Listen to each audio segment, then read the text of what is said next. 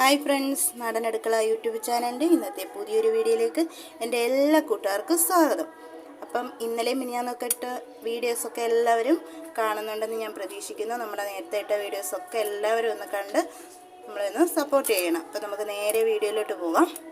അപ്പോൾ ഇപ്പം എല്ലാവർക്കും ഉള്ളൊരു പ്രശ്നമാണ് വയറ്റിൽ അമിതമായിട്ട് നമ്മൾ ഈ കിഴങ്ങ് വർഗ്ഗങ്ങളൊക്കെ കഴിച്ച് കഴിയുമ്പോഴും അതേപോലെ സാമ്പാർ പിന്നെ പരിപ്പ് അങ്ങനത്തെ ഒക്കെ കഴിച്ച് കഴിയുമ്പോൾ പെട്ടെന്ന് നമുക്ക് ഗ്യാസിൻ്റെ പ്രശ്നം ഉണ്ടാകും.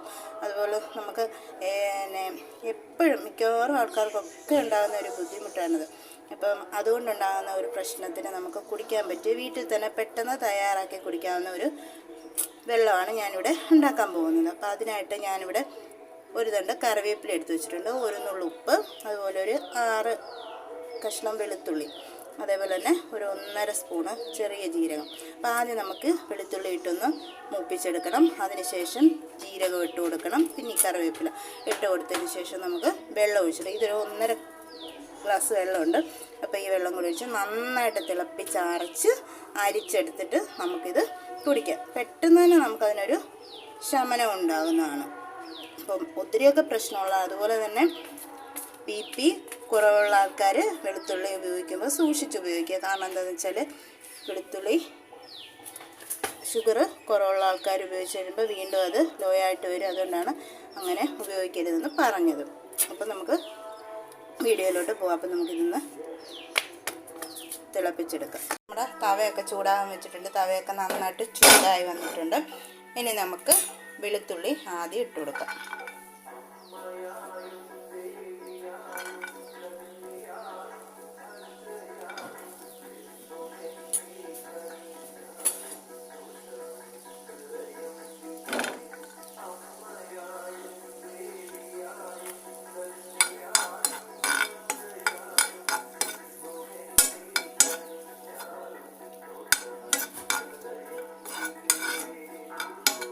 നന്നായിട്ട് ഇതൊന്ന് മൂപ്പിച്ചെടുക്കാം.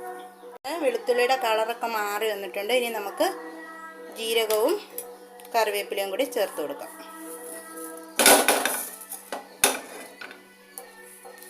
ജീരകം കരിഞ്ഞു പോവാതെ ശ്രദ്ധിക്കണം. ഇനി നമുക്ക് ആ കറിവേപ്പിലയും കൂടെ ഇട്ട് കൊടുക്കാം.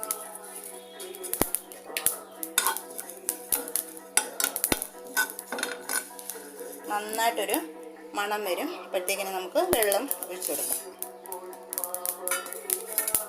അതൊക്കെ ഒന്ന് പൊട്ടുന്നുണ്ട്.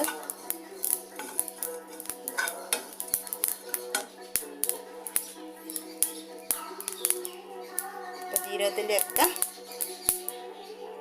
മണമൊക്കെ വന്നു തുടങ്ങി. നമുക്ക് വെള്ളം ഒഴിച്ചു കൊടുക്കാം. ഇനി ഈ വെള്ളം നന്നായിട്ടൊന്ന് തിളപ്പിച്ച് കൊടുക്കാം. ഇനി നമുക്ക് ആ ഉപ്പും കൂടി ഇട്ട് കൊടുക്കാം. ഇനി ഇത് നന്നായിട്ടൊന്ന് തിളച്ച് വരട്ടെ. അപ്പോഴത്തേക്കിന് ഇതിൻ്റെ ഗുണങ്ങളെല്ലാം ഇതിനകത്ത് ആയിക്കോളും. നമ്മുടെ ആ വെള്ളം നന്നായിട്ട് തിളച്ച് വരുന്നുണ്ട്. അപ്പോൾ ഒന്നും കൂടി നന്നായിട്ട് തിളച്ച് ഇതിൻ്റെ സത്തെല്ലാം നന്നായിട്ട് ഈ വെള്ളത്തിനകത്ത് ഇറങ്ങിയതിന് ശേഷം നമുക്ക് തീ ഓഫ് ചെയ്താൽ മതി. ആ വെളുത്തുള്ളിയുടെയും ജീരകത്തിൻ്റെയും ഒക്കെ നന്നായിട്ട് ഇപ്പം തന്നെ അതിനൊരു കളറിനൊരു മാറ്റം വന്നിട്ടുണ്ട്.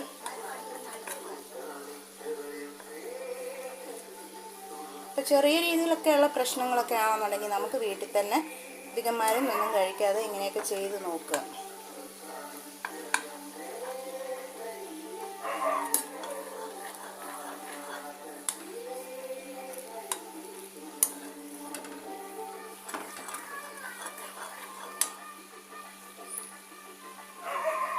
എന്നിട്ട് ചെറിയ ചൂടോടെ വേണം ഇത് കുടിക്കാനായിട്ട്.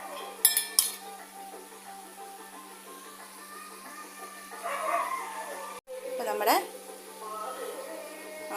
വെള്ളം ഇവിടെ റെഡി ആയിട്ടുണ്ട്. ഇനി നമുക്ക് തീയൊക്കെ ഓഫ് ചെയ്തിട്ട് ഇത് തണുക്കാനായിട്ടൊക്കെ ഇപ്പോൾ ചെറിയ ചൂടോടുകൂടെ വേണം നമ്മളിത് കുടിക്കാനായിട്ട്. അപ്പോഴത്തേക്കിന് നമുക്ക് നല്ല ആശ്വാസം വരാനുണ്ടാകും. അപ്പം ഇതുപോലെയൊക്കെയുള്ള പ്രശ്നമുള്ളവർ വീട്ടിൽ തന്നെ ഇതൊക്കെ ഒന്ന് ചെയ്ത് നോക്കുക. അമിതമായിട്ട് മരുന്നുകൾ കഴിക്കാതിരിക്കുക.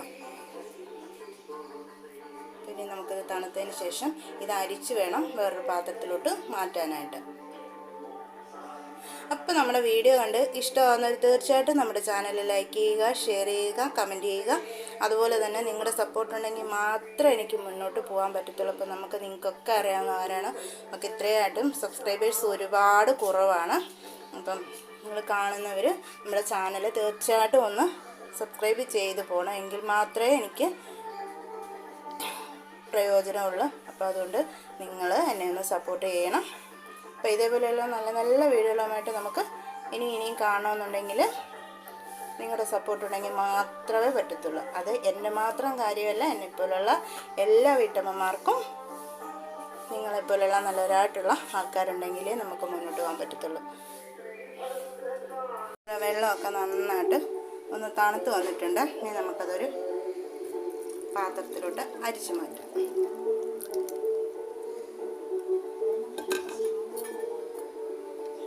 അരിച്ചു കഴിഞ്ഞപ്പോഴത്തേക്ക് നമുക്ക് ഈ കളറിലാണ്. ഇനി നമുക്കതൊരു ഗ്ലാസ്സിലോട്ട് ഒഴിക്കാം.